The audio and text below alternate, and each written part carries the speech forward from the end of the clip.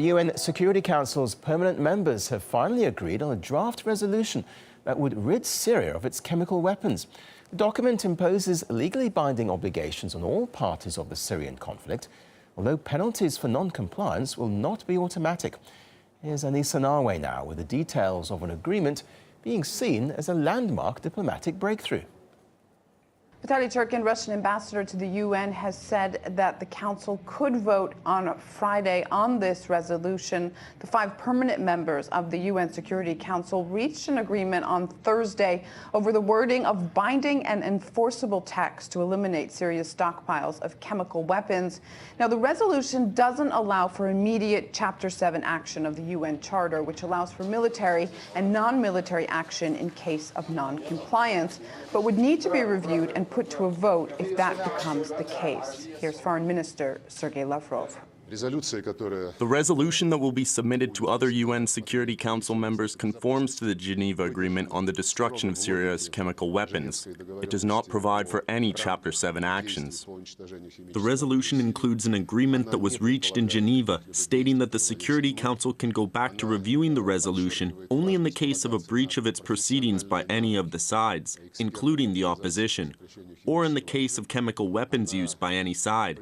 If that happens, the Council can act on those cases, under Chapter 7 as well, but only in accordance of the degree of that violation and if it is 100% proved.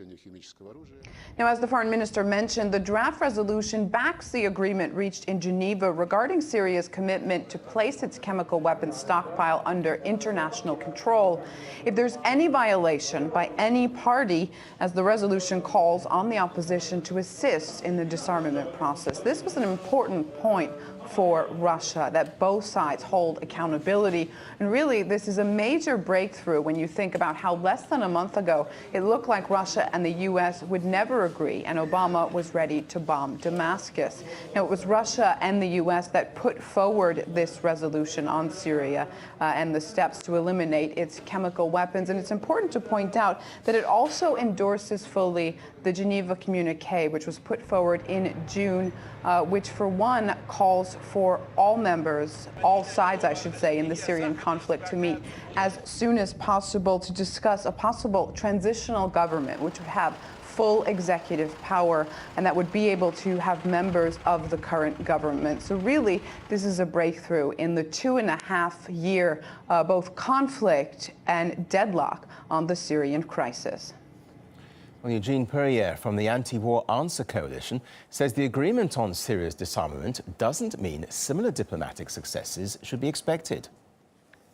I think it shows that we're trending towards a diplomatic solution, at least on the issue of chemical weapons. But the other issue that still will remain outstanding is what will happen outside of the issue of chemical weapons. Will diplomacy be pursued by the United States, or will they continue to fund, as they have, the opposition and arm the opposition and facilitate that happening and try to deepen the conflict and overthrow Assad in another way? I think certainly if the Security Council reconvenes and this chemical weapons agreement is off track, we could be in a place where war could happen again, but I'd like to hope that that's not the case. We've seen that the Syrian regime has been far more willing than the rebel forces to engage in diplomacy on many issues. If you remember, it was the Syrian regime that accepted the Russian and American proposal for the Geneva II peace talks, and the rebels that rejected it. So I certainly think that despite what we hear in a lot of the United States media, there's no reason to think that Syria won't hold up their end of the bargain, particularly after they so enthusiastically pursued the Russian proposal for a diplomatic solution.